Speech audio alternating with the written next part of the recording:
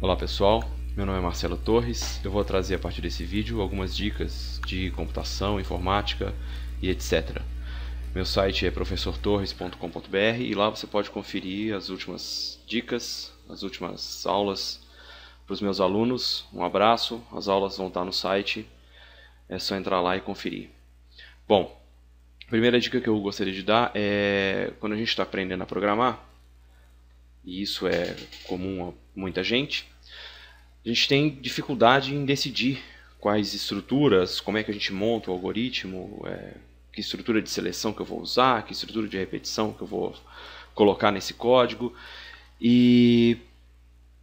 Pois bem, resolvi falar hoje de como definir a sua estrutura de seleção. Como é que você altera o fluxo de execução de um programa através de uma condição C, de uma condição C não, quando que a gente usa um, quando que a gente usa o outro.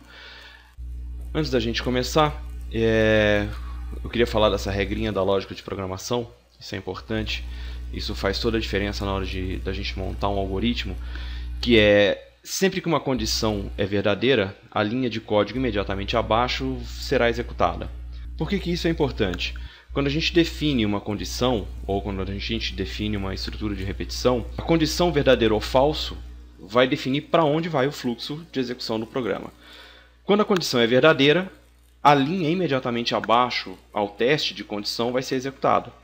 Isso a gente vai ver mais detalhes, por exemplo, quando a gente tratar de estrutura de repetição. Para definir uma estrutura de seleção, essa regra também é importante. Por quê? A gente vai colocar no bloco de código da condição C sempre o código que tem que ser executado quando a condição for verdadeira.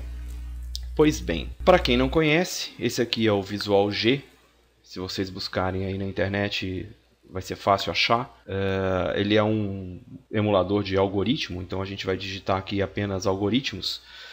Vou utilizar aqui como exemplo, vou criar uma condição C, e aí a condição a ser testada.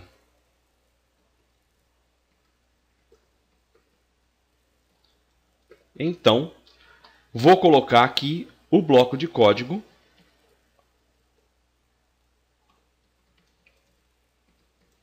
da condição verdadeira.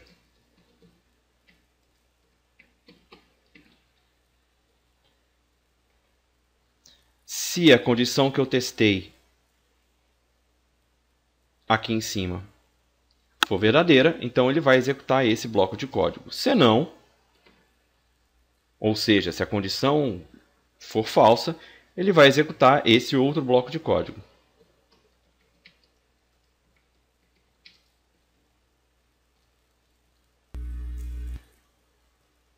Condição.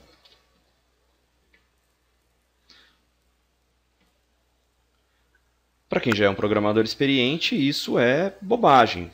Isso é o óbvio, mas para quem está começando, essa dúvida é importante. Por que a gente tem que se preocupar com isso?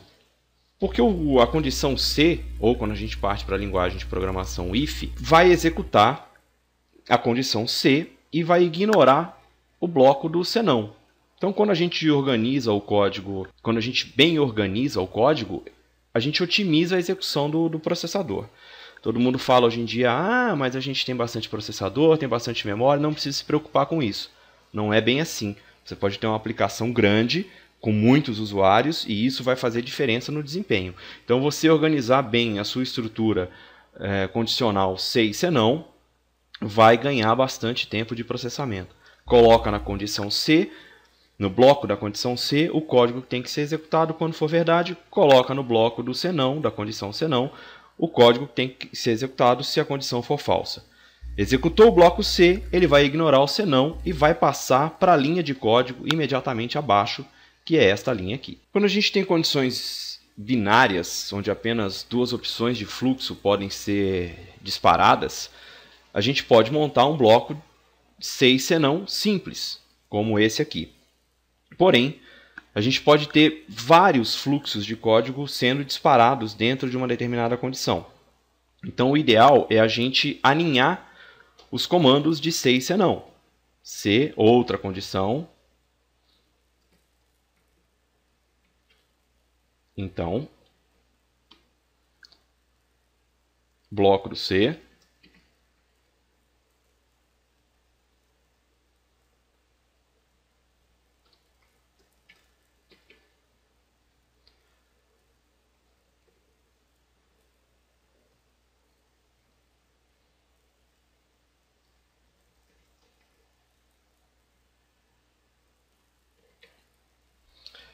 Quando a gente faz isso, a gente está aninhando os comandos ifs. É um termo meio feio, mas é esse o termo correto. São Cs ou C senão aninhados, de ninho. Ele vai testar esta condição. Se for verdadeira, ele testa a condição mais interna. Se esta condição for verdadeira, também ele vai executar esse bloco de código. Vamos supor que ele testou a primeira condição, foi verdadeira, testou a segunda condição mais interna, foi falsa, então ele vai executar este bloco do senão.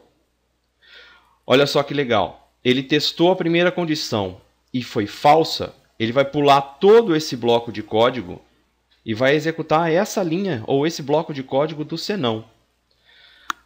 Lembra aquela regrinha da condição verdadeira, executar a linha de baixo? Pois é, testei essa condição e ela foi falsa. Então ele vai pular esse bloco de código inteiro e vai executar aqui. Testei essa condição e foi verdadeira. Então ele vai executar a linha imediatamente abaixo. Isso vale para tudo na lógica de programação e na programação de computadores. Uma outra coisa legal é que a condição C ela é bastante ágil quando a gente não sabe os valores exatos. A gente sabe apenas o intervalo onde elas vão ser aplicadas. Então, por exemplo, se idade é menor ou igual a 18, então eu estou testando se a variável idade ela é menor ou igual a 18, vai executar essa outra condição que eu vou colocar aqui, por exemplo, se consumo for menor ou igual a 200. Então, eu tenho aqui o teste da variável idade, sabendo que ela é menor ou igual a 18. Então, ela pode ser 10, 11, 12, eu não sei o valor exato que essa variável pode atender. A mesma coisa o consumo. Eu não sei qual o valor exato da variável consumo, mas se ele for menor ou igual a 200, ele tem que executar esse bloco de código. Pois bem, em algumas situações a gente sabe exatamente os valores que serão trabalhados. E nesse sentido, nesse caso, é melhor a gente usar a opção escolha. A estrutura de seleção escolha permite que a gente defina exatamente os valores que eu quero trabalhar. Então, aí, dependendo da linguagem de programação, isso vai virar o switch case. No switch case, na opção escolha, na estrutura escolha, a gente define. Então, eu quero aqui, por exemplo, se idade igual a 18. Então, escolha, idade. Se isso for 18, ou seja, se o valor da idade for exatamente 18, eu vou executar esse bloco de comando. Bloco 1. Se a idade for igual a 22, eu vou executar o bloco 2.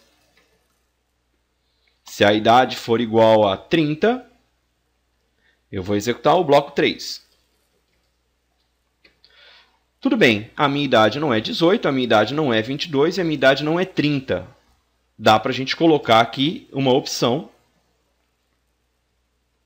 que seria a opção padrão. Então, não é 18, não é 22, não é 30, executa o bloco padrão, digamos assim.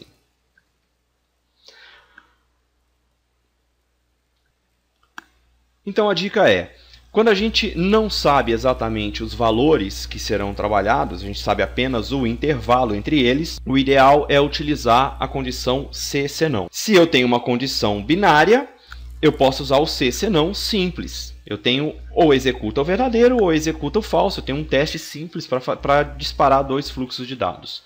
Quando eu tenho uma condição que vai disparar múltiplos fluxos de dados, eu vou utilizar o C senão aninhado, um C dentro do outro. Quando eu sei exatamente os valores que serão trabalhados e qualquer coisa fora disso vai virar uma exceção, eu posso trabalhar com a estrutura de seleção escolha.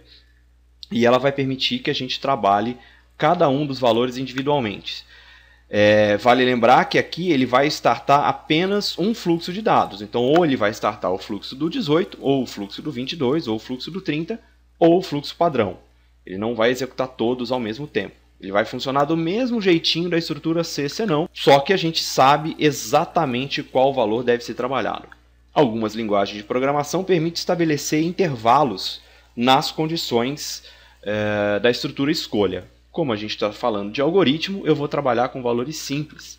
Então aqui não vai ser permitido definir o intervalo de valores. Bom, vou ficando por aqui. Você pode entrar no meu site, professortorres.com.br, e procurar mais dicas de programação lá. Agradeço a vocês. Obrigado.